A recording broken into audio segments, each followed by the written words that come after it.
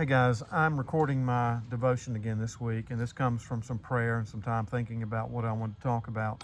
And I want to talk about integrity and the reason why I want to talk about it. When I was early in my life, as a man seeking to be more like God and being part of men's groups and men's devotions and things like that, that word was used quite a bit, the word integrity. And I remember feeling the word just didn't make me feel good about myself, okay?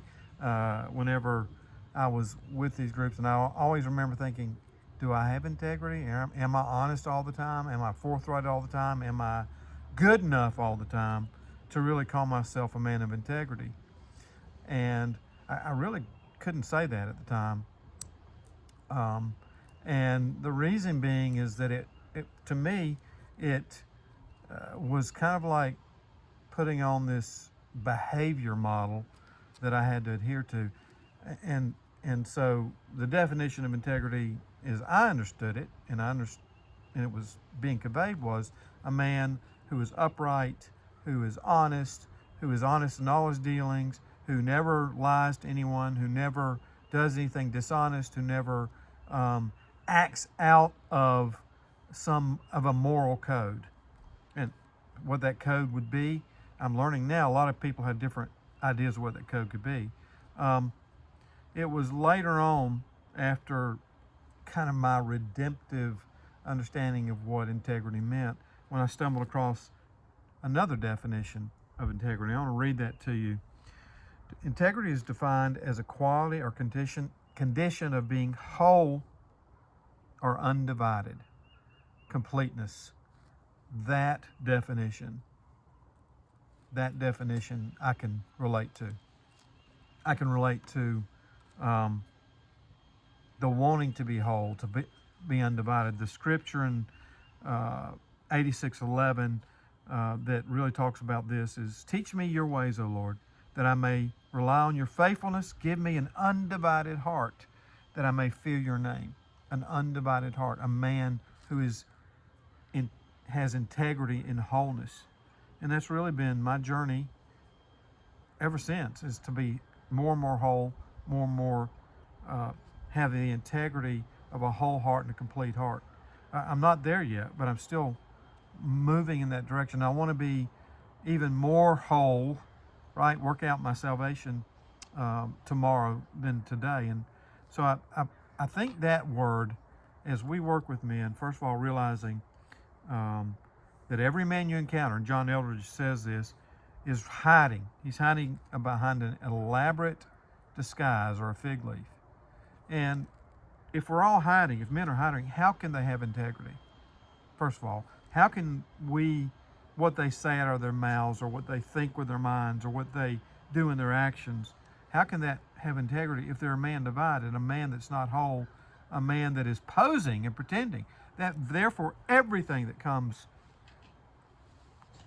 is suspect. I know, I was. It's taken me a long time to act out of my wholeness and out of my different self than those years when I was not a whole man. I had no concept or no idea of what it meant to be someone that didn't pose. So as we minister to men and we reach out to men, remember, every man you encounter, they may come across in some form or fashion and maybe even spout the attributes of integrity in terms of a moral code or a way to act. But I think you have to think about Paul's argument in regards to his own integrity and his questioning about what he struggled with his own flesh in Romans, right? That he knew the things that he wanted to do, but he kept doing the things he didn't want to do. And that's the struggle with every man. And how do we become more and more in line with what our heart, our good heart, our Christ heart wants to do? Is we have to become more and more whole, more and more complete, more and more in unity with Jesus Christ. So as you work with men, as you begin to evaluate men, when you listen to a man that you first meet, remember, very rarely are they not posing. Very rarely. And not that they can't have integrity, in the standard of the world. But a man can say he has integrity and be hiding an affair or hiding a embezzlement in his company, or struggling with pornography, or any number of things. Wholeness, completeness, you can talk to that man about, and talk about his relationship with his wife, or his struggles with pornography, or his struggles with dishonesty. Because all of us recognize, right, that where those things come from is not from a sense of being whole, but a sense of being broken. So I pray this came across right. I don't want to beat up on integrity, but I've seen it used by many men that I have known over the years as honestly a pose.